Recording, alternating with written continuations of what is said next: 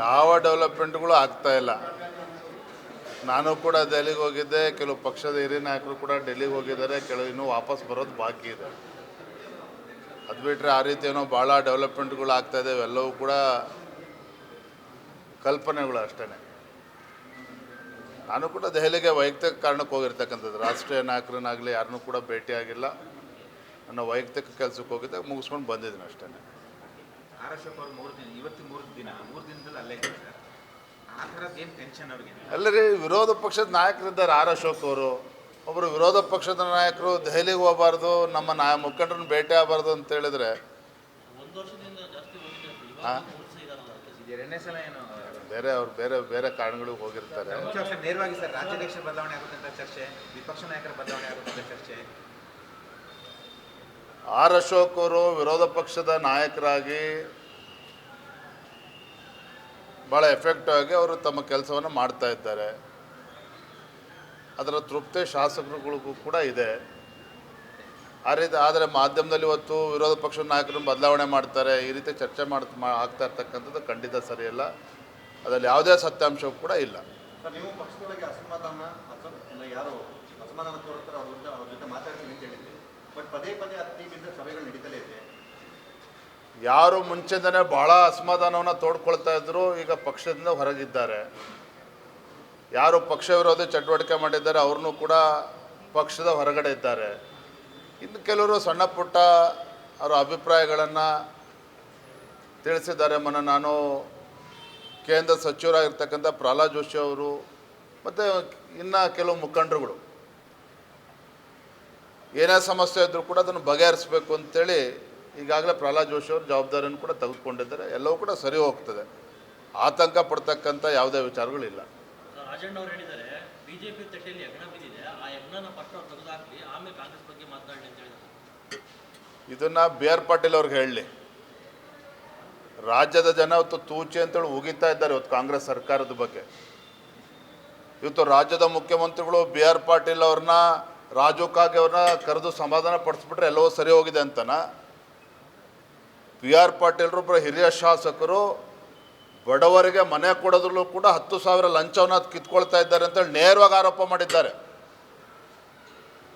ಈ ರೀತಿ ಉಡಾಫೆ ಆಗಿ ಮಾತಾಡೋದನ್ನು ಬಿಟ್ಟು ಸಚಿವರುಗಳು ರಾಜ್ಯದಲ್ಲಿ ಇವರು ಯೋಗ್ಯತೆಗೆ ಒಂದು ಅಭಿವೃದ್ಧಿ ಕೆಲಸ ಮಾಡೋದಕ್ಕಾಗ್ತಾ ಇಲ್ಲ. ರೈತರು ಪರದಾಡ್ತಾ ಇದ್ದಾರೆ. ಇವತ್ತು ಮಳೆ ಹೆಚ್ಚಾಗಿ ಜಿಲ್ಲೆಗಳಲ್ಲಿ, ತಾಲೂಕಲ್ಲಿ ಇವತ್ತು ಸರಿಯಾದಂಥ ಗೊಬ್ಬರ ಸಿಗ್ತಾ ಇಲ್ಲ, ಬಿತ್ತನೆ ಬೀಜ ಸಿಗ್ತಾ ಇಲ್ಲ. ಇದನ್ನು ಬಿಟ್ಬಿಟ್ಟು ಅವರು ಹುಡುಗಾಟಿಕೆ ಮಾಡಿಕೊಂಡು, ಭ್ರಷ್ಟಾಚಾರ ಮಾಡಿಕೊಂಡು, ಅಧಿಕಾರದ ಅಮಲಿನಲ್ಲಿ ಅಂತ ತೇಲ್ತಾ ಇದ್ದಾರೆ. ಇದು ಭಾಳ ದಿನ ಅವ್ರ ದರ್ಬಾರ್ ನಡೆಯೋದಕ್ಕೆ ಸಾಧ್ಯ ಇಲ್ಲ.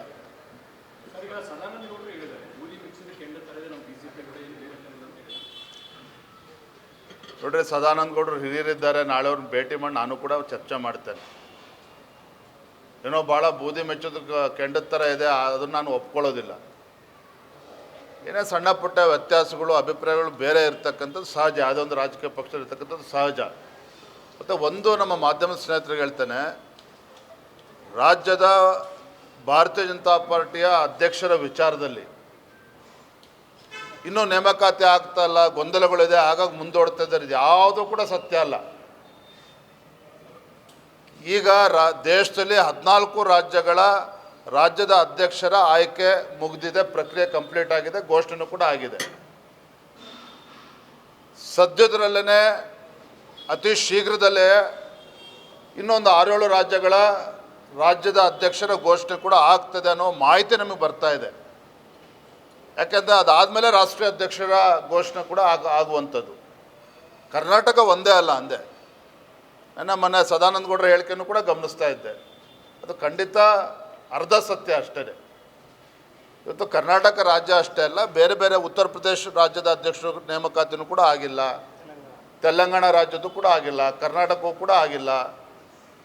ಆದರೆ ಅತಿ ಶೀಘ್ರದಲ್ಲೇ ಕರ್ನಾಟಕವೂ ಕೂಡ ಒಳಗೊಂಡಂತೆ ರಾಜ್ಯದ ಅಧ್ಯಕ್ಷರ ಘೋಷಣೆ ಸದ್ಯದಲ್ಲೇ ಆಗ್ತದೆ. Thank you. ಸರ್, ತುರ್ತು ಪರಿಸ್ಥಿತಿಗೆ ಸಂಬಂಧಪಟ್ಟಂತೆ ಇಂದಿರಾ ಗಾಂಧಿ ಅವ್ರನ್ನ ಕರಾಳವಾಗಿ ತೋರಿಸಿದ್ದಾರೆ ಕಾಂಗ್ರೆಸ್. ಅಲ್ಲರಿ, ಮೂರ್ಖರಿದ್ದಾರೆ ಇವರು ಕಾಂಗ್ರೆಸ್ನವರು. ಏನು 50 ವರ್ಷದ ಹಿಂದೆ ಪ್ರಜಾಪ್ರಭುತ್ವದ ಕಗ್ಗೊಲೆ ಆಯಿತು ಶ್ರೀಮತಿ ಇಂದಿರಾ ಗಾಂಧಿಯವರು ದೇಶದ ಪ್ರಧಾನಮಂತ್ರಿ ಇದ್ದಾಗ. ಎಲ್ಲ ಹಕ್ಕುಗಳನ್ನು ಕಿತ್ಕೊಳ್ತಕ್ಕಂಥ ಕೆಲಸ ಆಯಿತು. ಅನೇಕರನ್ನ ಜೈಲಿಗೆ ಅಡ್ತಕ್ಕಂಥ ಕೆಲಸ ಮಾಡಿದ್ರು. ಮಾಧ್ಯಮದ ಮೇಲೂ ಕೂಡ ದಬ್ಬಾಳಿಕೆ ಆಯಿತು. ಅಂಥ ಕರಾಳ ದಿನವನ್ನು ಇವತ್ತು ನೆನಪು ಮಾಡ್ಕೊಳ್ತಕ್ಕಂಥ ದಿನ ನಿನ್ನೆ. ಅಂದರೆ ಎಮರ್ಜೆನ್ಸಿನ ಹೇರಿ 50 ವರ್ಷಗಳಾಗಿರ್ತಕ್ಕಂಥ ಸಂದರ್ಭದಲ್ಲಿ ಮತ್ತೆ ಈ ದೇಶದಲ್ಲಿ ಅಂಥ ಕರಾಳ ದಿನಗಳು ಮರುಕಳಿಸಬಾರ್ದು. ಹಿಂದೆ ಶ್ರೀಮತಿ ಇಂದಿರಾ ಗಾಂಧಿಯವರು ಪ್ರಧಾನಮಂತ್ರಿಗಳಿದ್ದಾಗ ತನ್ನ ಕುರ್ಚಿಯನ್ನು ಉಳಿಸ್ಕೊಳ್ತಕ್ಕಂಥ ಸಲುವಾಗಿ ಯಾವ ರೀತಿ ಪ್ರಜಾಪ್ರಭುತ್ವದ ಕಗ್ಗೊಲೆ ಆಯಿತು ಅನ್ನೋದನ್ನು ನೆನ್ಪು ಮಾಡ್ಕೊಳ್ತಕ್ಕಂಥ ದಿನ.